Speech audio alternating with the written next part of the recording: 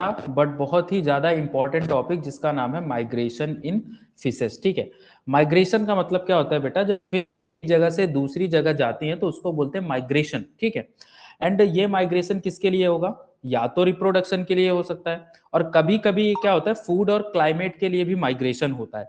अगर ये migration reproduction से पर्पज का है, यानी स्पॉनिंग करने का, स्पॉनिंग यानी बच्चे देने के लिए, फिश क्या करते हैं ना बेटा, फिश एक पर्टिकुलर जगह पे अपना स्पॉनिंग करते हैं। ठीक है, लाइक कोई फ्रेश वाटर में स्पॉनिंग, कोई मैरीन वाटर में स्पॉनिंग करता है। उसकी लोकेलिटी, जैसे फॉर एग्जांपल मैंने किसी एक एंगुला फिश को ले लिया तो उसकी लोकेलिटी फ्रेश वाटर में, वो फ्रेश वाटर में रहती है, बट स्पॉनिंग करने के लिए वो कहाँ पे जाना पसंद करती है, सी वाटर में पसंद करती है। ठीक है, तो फॉर ब्रीड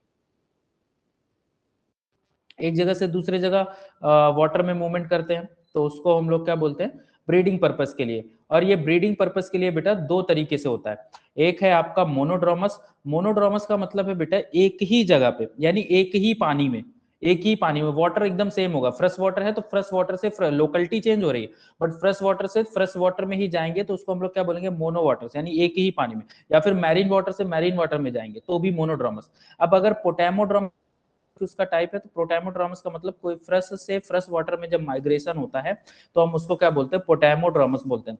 जब फ्रेश वाटर से फ्रेश वाटर में माइग्रेशन होगा तो उसको हम लोग क्या बोलेंगे, पोटैमोड्रोमस बोलेंगे। एग्जाम्पल इसका क्या है बेटा, कार्प्स एंड ट्राउट। इसका जो एग्जाम्पल है वो कैसे क्या है बेटा, कार्प्स एंड ट्राउट। आप इसको ऐसे भी याद कर सकते हो कि कार्प एंड ट्राउट नदी में रहते हैं। ठीक है, नदी में घूमते रहते हैं। ठीक है, कार्प्स एंड ट्राउट कहाँ पे घूमते रहते हैं, नदी में घूमते रहते हैं। अब नदी तुम समझ जाओगे कि फ्रेश वाटर है, अपना याद रखना कि कार्प और ट्राउट नदी में घूमते रहते हैं। आई मेरी बात समझ में। अब ये कैसे याद रखोगी कि पोटेमोड्रोमस जो है वो फ्रेश वाटर ही कैरी करता है। ठीक है, पहली बात तो ये एग्जाम्पल याद रखेगा, वाटर में रहते हैं। अब अपना एक ऐसे याद कर लो, यहाँ पे पोटैमोड्रोमस है एंड पोटैमोड्रोमस से पॉन्ड याद आ रहा है, तो पॉन्ड भी फ्रेश वाटर होता है, तो ऐसे याद रखना पोटैमोड्रोमस यानी fresh to fresh. Okay, now दूसरा हम लोग जा रहे हैं ऑसिनोड्रामस। ऑसिनोड्रामस यानी जब कोई फिश माइग्रेट करती है from marine to marine water, breeding purpose के लिए, है ना, marine to marine water. Example का क्या बेटा, टूना फिश है। एग्जाम्पल क्या है बेटा, टूना फिश है। ठीक है, सो एक समुद्र से दूसरे समुद्र में जैसे कोई फिश गया तो उसको क्या बोलेंगे, ऑसिनोड्रामस। तो ऑसिनो से तो ऑसिनो यानी समुद्र, तो समुद्र से पता चल जाएगा कि मैरीन से मैरीन में जा रहा है। ठीक है, एग्जाम्पल याद कर लो टूना फिश। अपना एक याद कर लो, ऐसे एक लाइन याद कर लो, टूना समुद्र की फिश है, टूना समुद्र की फिश है, टूना। डाइड्रोमस की बात करते हैं, डाइड्रोमस का मतलब होता है दो पानी, यानी अलग अलग पानी, एक फ्रेश वाटर और दूसरा सी वाटर। एनाड्रोमस में क्या होगा, जब कोई भी फिश सी वाटर से फ्रेश वाटर के लिए अपने स्पॉनिंग पर्पस से यानी ब्रीडिंग पर्पस से मूवमेंट करती है तो उसको हम लोग बोलते हैं एनाड्रोमस। इसको हम लोग क्या बोलते हैं, एनाड्रोमस बोलते हैं। ठीक है, अब सुनो, एना का मतलब क्या होता है, आना। ठीक है, एना का मतलब आना, कहां पे आना, नदी में आना। एना का मतलब आना, कहां पे आना, नदी में आना। यानी एनाड्रोमस का मतलब क्या है, नदी में आना, तो फ्रेश वाटर। एना का मतलब फ्रेश वाटर, एना का मतलब नदी में आना यानी फ्रेश वाटर में आना। ठीक है, एग्जाम्पल इसका क्या रहेगा, एग्जाम्पल है बेटा हिल्सा, सॉल्मोन, साइक्लोस्टोमेटा। ठीक है, ठीक है, आप ऐसे याद रखो, हिल्सा और सलमोन, साइक्लोस्टोमेटा, ये क्या है, ये समंदर से पानी में आते हैं, किसके लिए, नदी में आते हैं, किसके लिए, फॉर ब्रीडिंग पर्पस। ठीक है, एना का मतलब आना, कहाँ पे आना, रिवर में आना या नदी में आना। ठीक है, फिर हम लोग बात करते हैं कैटाड्रोमस की। कैटाड्रोमस का मतलब है फ्रेश से सी में जाना, फ्रेश से सी में जाना, यानी फ्रेश वाटर है उससे सी में जाना। ठीक है, उसको हम लोग क्या बोलेंगे बेटा, कैटाड्रोमस बोलेंगे। अब कैटाड्रोमस आप लोग कैसे याद रखो, कोस्ट, कैटा एक वर्ड होता है बेटा, कोस्ट। कोस्ट का मतलब ही होता है सी, है ना। कैटा का मतलब क्या होता है, कैटा को आप ऐसे डिनोट करो, कोस्ट, कोस्ट का मतलब ही होता है सी। तो यानी कोई कोई जो फिश है वो फ्रस से सी में जा रही है, सी में स्पॉनिंग के लिए जा रही है, उसको क्या बोलेंगे, एंगुला। एग्जाम्पल क्या है, एंगुला। ठीक है, एग्जाम्पल क्या है, एंगुला। ठीक है, फिर now without purpose of breeding, बिना ब्रीडिंग पर्पस से। अगर ब्रीडिंग पर्पज नहीं है तो किसके लिए घूम रहा है, अगर ब्रीडिंग पर्पज नहीं है तो किसके लिए घूम रहा है, वो अपने फूड के लिए घूम रहा है, वो एक पर्टिकुलर क्लाइमेट पाने के लिए घूम रहा है। ठीक है, इसलिए कोई फिश घूमता है तो उसको हम लोग क्या बोलते हैं, एम्फीड्रोमस बोलते हैं। एम्फीड्रोमस में क्या होगा, फ्रेश से सी में भी जा सकता है, सी से फ्रेश में भी जा सकता है, किसके लिए भाई, खाने की तलाश में, उसको फ्रेश वाटर में खाना अच्छा नहीं मिल रहा, सी वाटर में चला गया, फ्रेश वाटर का क्लाइमेट में आ गया, नहीं फिश से सी में कहीं पे भी फ्रीली मूवमेंट कर सकता है। एग्जांपल इसका सबसे बेस्ट एग्जांपल है गोबीज। गोबीज है ना, एम्फी का मतलब anywhere, they can move anywhere, amphi मतलब एनीवेयर। ओके, गोबीज इधर उधर घूमती रहती हैं, ठीक है। लेकिन एक चीज याद रखना, गोबीज ब्रीडिंग के लिए नहीं घूम रही, गोबीज फूड एंड क्लाइमेट के लिए घूम रही। आई मेरी बात समझ में? फिश माइग्रेशन को अच्छे से रिवाइज कर लेते हैं, मतलब पूरा इसको रीड कर लेते हैं थोड़ा लॉन्ग टर्म के लिए, ठीक है। फिश माइग्रेशन क्या लिखा हुआ है, generally fishes restrict do not go to out their home ranges, ठीक है। एक्चुअली क्या होता है कि जैसे आप लोग को बचपन में बोल दिया जाता है ना कि आपको इतने से बाहर नहीं जाना, तो वैसे ही फिशेस की भी टेरिटरीज होती है, अपना फिक्स एक एरिया होता है जहां से उनको बाहर नहीं जाना होता जनरली, ठीक है।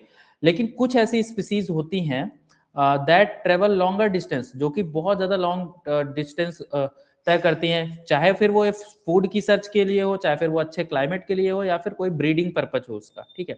इसीलिए मूवमेंट करेगी। And this movement of fishes of purpose of feeding and spawning, feeding का मतलब होता है फूड के लिए, स्पॉनिंग का मतलब हो गया रिप्रोडक्शन के लिए, उसी को हम लोग क्या बोलते हैं बेटा, फिश माइग्रेशन बोलते हैं, ठीक है। फिश माइग्रेशन आया समझ में? माइग्रेशन बेटा दो तरीके से होता है, एक होता है वर्टिकल डायरेक्शन में, दूसरा हॉरिजेंटल डायरेक्शन में। वर्टिकल डायरेक्शन में क्या हुआ कि यहाँ पे पानी भरा हुआ है ऐसे करके, एंड एक फिश यहाँ पे थी, एंड वो फिश अब नीचे आ रही है, ठीक है। तो यानी नीचे आ रही है, या फिर यहाँ पे कोई फिश थी तो ऊपर जा रही है, यानी कोई डीपर से ऊपर से नीचे, या फिर नीचे से ऊपर, यानी गहरे पानी यानी डीपर वाटर से सरफेस वाटर में पहुंचना, उसी को हम लोग क्या बोलते हैं, वर्टिकल डायरेक्शन बोलते हैं। डीपर वाटर से सरफेस वाटर में यहाँ पर पहुंचना, ठीक है, उसको हम लोग वर्टिकल डायरेक्शन में फिश माइग्रेशन बोलते हैं।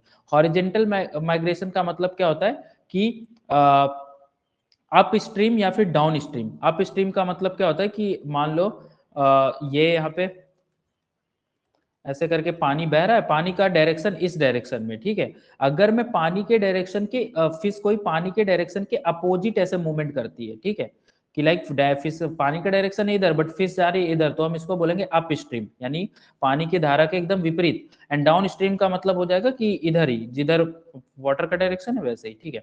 Now according to Thomson, migration क्या होता है, माइग्रेशन एक सीजनल मूवमेंट होता है, ठीक है। एंड इस सीजनल मूवमेंट में क्या होता है कि जो फिश होती हैं वापस आने सॉरी, थॉमसन ने क्या बोला कि माइग्रेशन एक सीजनल मूवमेंट होता है जिसमें जो फिश होती हैं वो रिटर्न करती हैं अपने स्टार्टिंग पॉइंट में। लाइक अगर कोई एक फिश है अपनी जगह से यहाँ मूवमेंट हुई है, तो वो थोड़ा सा सीजनल मूवमेंट है कि लाइक समर में यहाँ थी, विंटर में यहाँ पहुंच गई, फिर समर में यहाँ पहुंच जाएगी, ठीक है, फिर यहाँ पे रिटर्न कर जाएगी। जैसे अपने साइबेरियन बर्ड्स होते हैं जो कि संगम में देखने को मिलते हैं, ठीक है ना, क्योंकि वहां पे लोकेलिटी हम लोग की। नाउ जॉन्स ने क्या बोला, according to Jones migration can be defined as class of movement which impulse the migrate to return the original place from the migrated. यानी माइग्रेशन मूवमेंट एक ऐसा क्लास है जिसमें मछलियां ओरिजिनल प्लेस पर वापस लौटने के लिए मजबूर होती हैं, ठीक है, जहां से वो माइग्रेट हुई हैं, from which they are migrated, यानी जहां से वो माइग्रेट हुई हैं वहां पे पहुंचने के लिए मजबूर होती है, ठीक है।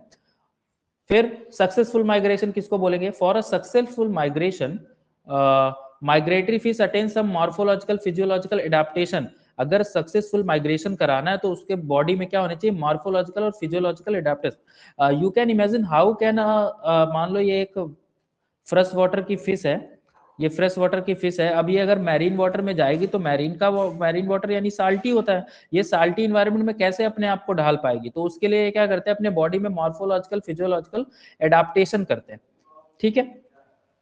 देन हम बात करते हैं टाइप्स ऑफ माइग्रेशन की। बेटा types, there are 3 types of migration. सबसे पहला एलिमेंटल माइग्रेशन। एलिमेंटल माइग्रेशन का यानी फूड और वाटर के सर्च के लिए जब माइग्रेशन होता है तो उसको हम लोग बोलते हैं एलिमेंटल माइग्रेशन, ठीक है। सॉल्मोन, सैल्मोन जो फिश है, सैल्मोन फिश जो है वो फूड और वाटर के मतलब फूड और वाटर की खोज में इधर से उधर घूमती रहती है, बट सैल्मोन रिप्रोडक्शन पर्पस भी निभाती है, ठीक है। गैमेटिक माइग्रेशन यानी रिप्रोडक्शन पर्पज से जाना है अपने स्पॉनिंग करने के लिए, स्पॉनिंग मैंने आपको समझाया। क्लाइमेटिक माइग्रेशन यानी सुटेबल क्लाइमेट को पाने के लिए, पे इस जिस कंडीशन में वहां पे सुटेबल क्लाइमेट नहीं है तो मैं दूसरे कंडीशन में चला जाऊंगा। फॉर एग्जांपल मैं एक कमरे में बैठा हूं जहां पे बहुत गर्मी लग रही है तो मैं बाहर छत में चला जाऊंगा जहां पे थोड़ा कूल इन्वायरमेंट रहेगा। वैसे ही मतलब सुटेबल क्लाइमेट को अटेन करने के लिए, सुटेबल क्लाइमेट कंडीशन को से पहुंचने के लिए उस क्लाइमेटिक माइग्रेशन होता है। ठीक है, एग्जाम्पल के लिए सेटर जॉन। ठीक है, according there are 3 types of migration. एक होता है डायाड्रोमस, पोटैमोड्रोमस एंड ओसिनोड्रोमस। ठीक है, अभी जब हमने पढ़ाया तो इन दोनों को हमने किस में बांट दिया, मोनोड्रोमस में बांटा था, है ना। तो पोटैमोड्रोमस का मैं फिर से बता देता हूँ। पोटैमोड्रोमस यानी फ्रेश से फ्रेश में जाना है, एंड ओसिनोड्रोमस यानी मैरीन से मैरीन में जाना है। याद आया।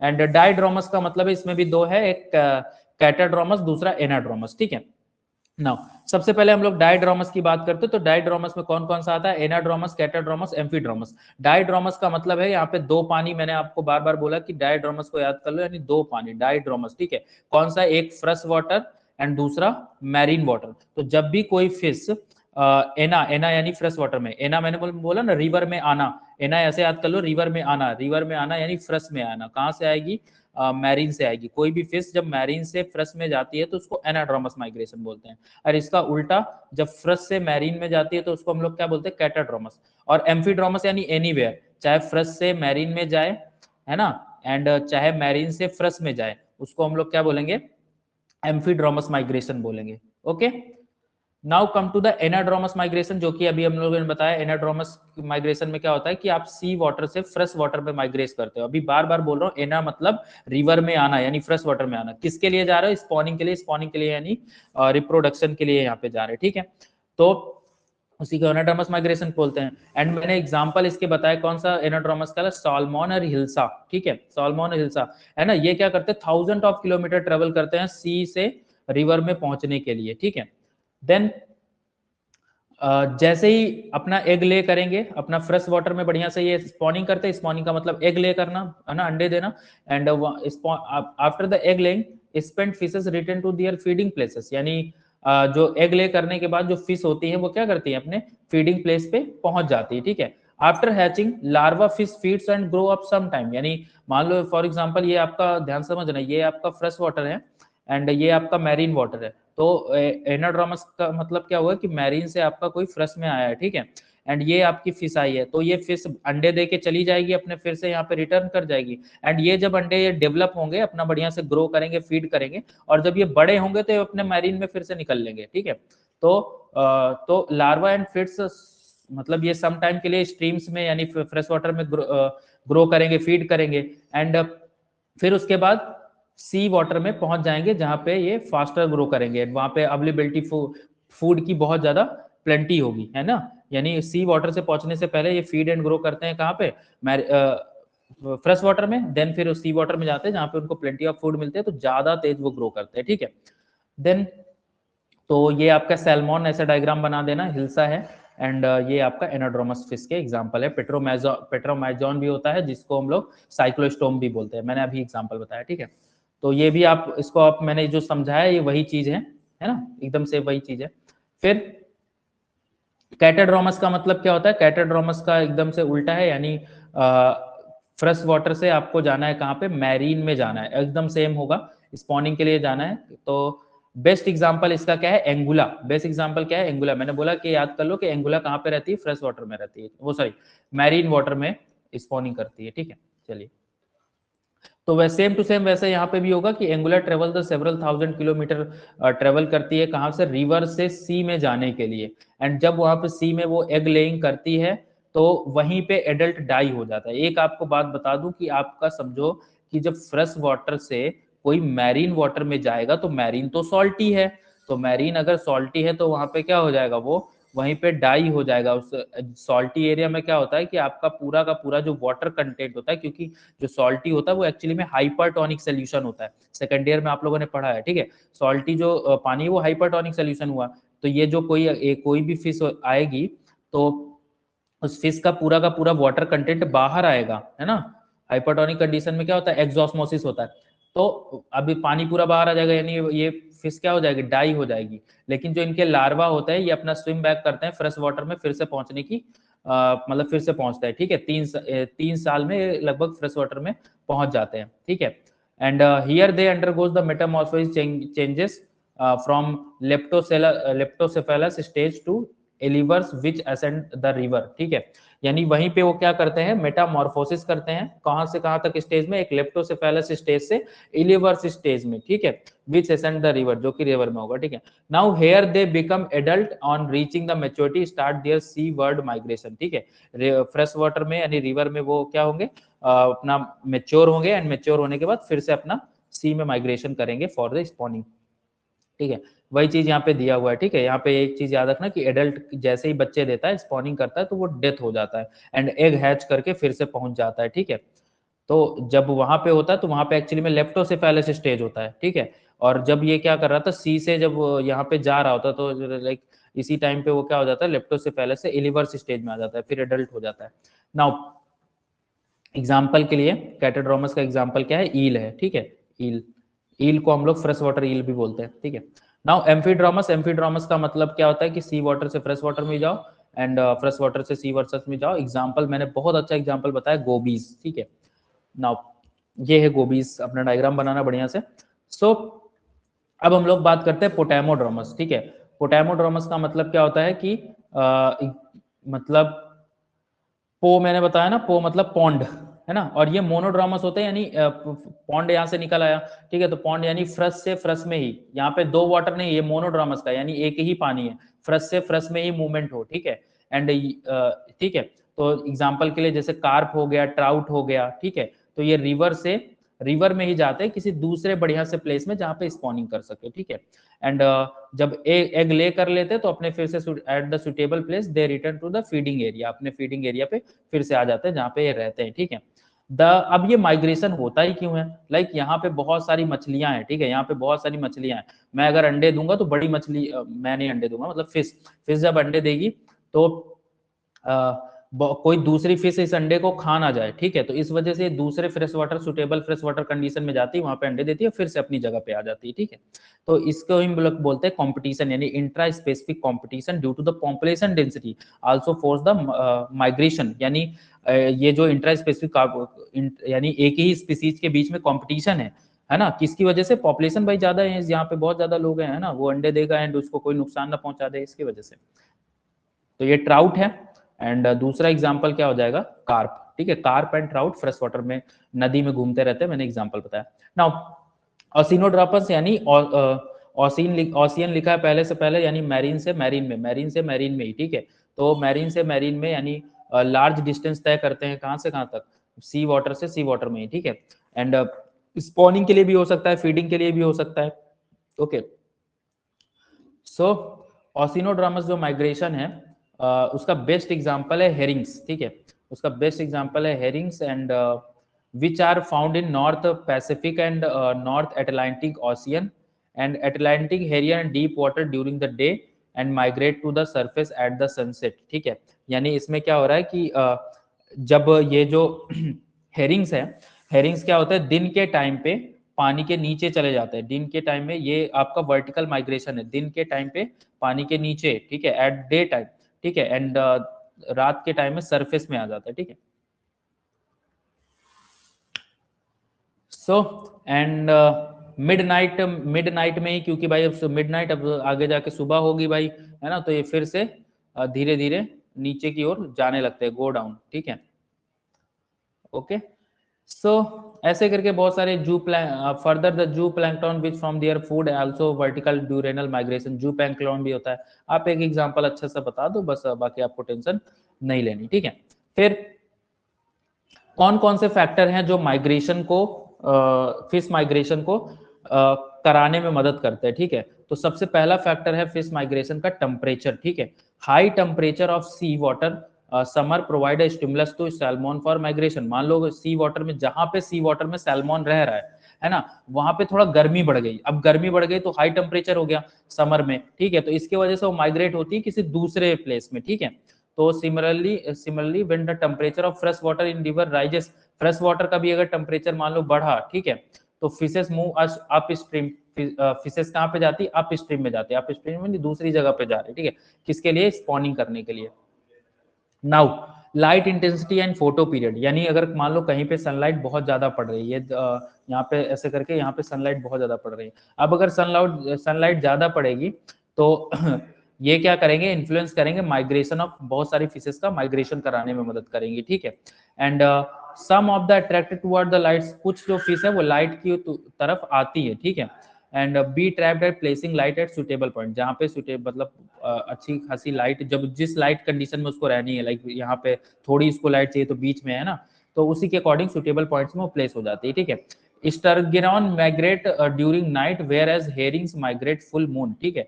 स्ट्रोजान जो स्ट्रेजन्स है वो नाइट में माइग्रेट करते हैं, लेकिन है ना, एंड हेरिंग्स कब माइग्रेट करते हैं, जब फुल मून होता है, यानी एकदम मिड नाइट में, ठीक है। ना वाटर करंट पे भी डिपेंड करता है। वाटर करंट का मतलब क्या है कि अभी मैंने बताया ना कि डायरेक्शन का बहुत है, considerably influence the fish migration particularly the direction of movement, ठीक है। यानी जो वाटर करंट है वो फिश माइग्रेशन को इन्फ्लुएंस करता है by the directing the movement, ठीक है। जैसे for example eggs and fry are passively, जैसे मान लो किसी फिश ने अपना एग दे दिया ऐसे करके, ठीक है। अब ये क्या करेगा, अभी तो ये चलना, इसके पास कोई विंग्स विंग्स तो होते नहीं, इसके पास कोई चलने के लिए इस पे कोई है तो कुछ है तो है नहीं इसके पास, ठीक है ना, इसके पास ना टेल है कुछ भी नहीं है, ठीक है। तो ये कैसे जाए, तो ये ऐसे ट्रांसपोर्ट होगा थ्रू द वाटर करंट, है ना, एंड पहुंच जाते हैं अपने फीडिंग ग्राउंड्स में, ठीक है। After the spawning spent salmon are carried by river current toward the sea, है ना, जैसे एग्जांपल के बाद इस मतलब सैल्मन है, सैल्मन की स्पॉनिंग हुआ रिवर फ्रेश वाटर में, ठीक है। एंड वही फ्रेश वाटर से वो किधर पहुंच जाएंगे, सी वाटर में पहुंच जाएंगे भाई, ऐसे ऐसे वाटर करंट के थ्रू। सैलिनिटी, सैलिनिटी तो है ही है, सैलिनिटी यानी बहुत सारे जो फ्रेश वाटर फिशेस हैं वो सैलिनिटी चेंज को टॉलरेट नहीं कर पाते, यानी अगर वो साल्ट वाली कंडीशन में जाए तो वो टॉलरेट नहीं कर पाएंगे, ठीक है ना। इसी को बोलते हैं स्टेनोहेलाइन, स्टेनोहेलाइन यानी इनटॉलरेंट टू सैलिनिटी चेंजेस, ठीक है। And does not undergo large scale migration, इसीलिए वो ज्यादा दूर के लिए माइग्रेशन नहीं करते, ठीक है। ठीक है, तो वो कहाँ पे जाएंगे, अगर नहीं कर पा रहे तो भाई फ्रेश से फ्रेश वाटर में ही जाएंगे, मैरीन वाटर में जा नहीं सकते। तो ऑन अदर हैंड कुछ जो फिशेस हैं जैसे सैल्मन हो गया, हिल्सा हो गया, एंगुला हो गया, एरोहेलाइन हो गया, ये अपने बॉडी को ऐसा बना के रखे हैं कि ये लार्ज सैलिनिटी को भी, चेंजेस को भी क्या कर सकते हैं, टॉलरेट कर सकते हैं। तो ये क्या कर सकते हैं, ये आपके डाइड्रोमस माइग्रेशन को फिर ये कर सकते हैं, लेकिन ये मोनोड्रोमस करेंगे भाई, जो टॉलरेट नहीं कर पा रहा वो फ्रेश से फ्रेश में ही जाएगा, मैरीन से मैरीन में ही जाएगा, है ना। एंड जो नहीं, जो आपका टॉलरेट कर जा रहा है वो आपका डाइड्रोमस करेगा, ठीक है। स्मेल एंड मेमोरी भी हो जाएगी। The is also guide fishes during the migration, है ना। जैसे फॉर एग्जांपल सैल्मन है, सैल्मन अपने एरिया में फिर से रिटर्न हो जाता है स्पॉनिंग के बाद, where its own hatching early development has taken place, ठीक है। यानी सॉरी, मैं ये गड़बड़ बोल गया, यानी सैल्मन अपनी जगह पे फिर से रिटर्न होता है स्पॉनिंग के लिए। मान लो कोई ये फिश थी, ये यहाँ पे स्पॉनिंग करके यहाँ पे गई थी पिछली बार, है ना, फिर से ये रिटर्न हुई, एंड ये फिर से अब ये स्पॉनिंग करिए यहीं पे पहुंच जाएगी, क्यों, क्योंकि जहां पे उसने पहले हैचिंग करी थी, अर्ली डेवलपमेंट करा था, वहीं पे फिर से पहुंच जाती है स्मेल एंड मेमोरी के थ्रू, ठीक है। तो समझ में आ रहा है ना कौन कौन से फैक्टर इन्फ्लुएंस करेंगे इसको।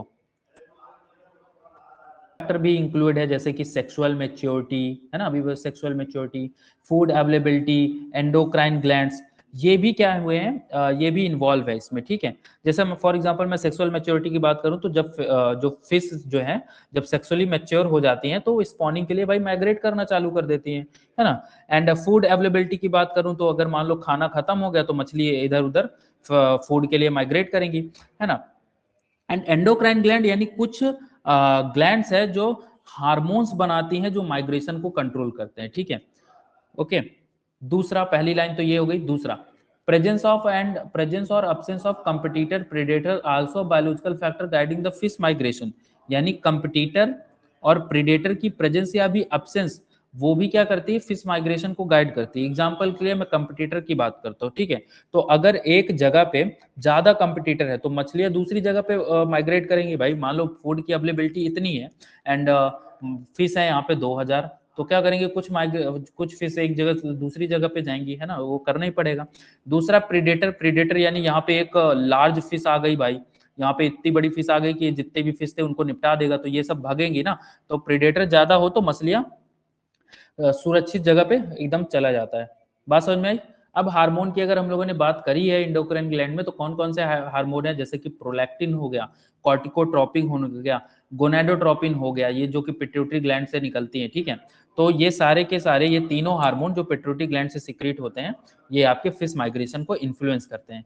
एग्जाम्पल की बात करूं तो जो प्रोलैक्टिन है, प्रोलैक्टिन को सबसे ज्यादा इंपॉर्टेंट हार्मोन माना जाता है फिश माइग्रेशन के लिए। फिश माइग्रेशन के लिए सबसे ज्यादा इंपॉर्टेंट कौन है? प्रोलैक्टिन है। Prolactin is regarded as the most important hormone, ठीक है।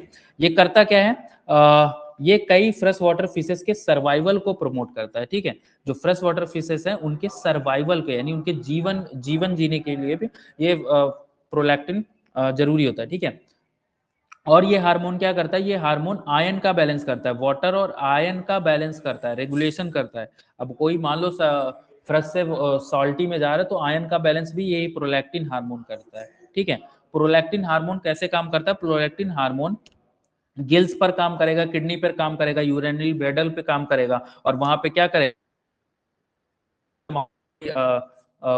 सॉल्टी वाटर में गया, ज्यादा पानी बाहर जाने से रोकेगा, आयंस का पहले, आयंस का तो गिल्स में काम करता है, किडनी, यूरिनरी ब्लैडर, इंटेस्टाइन, सब में आयन का बैलेंस बना के रखता है। समझ में आया मेरी बात?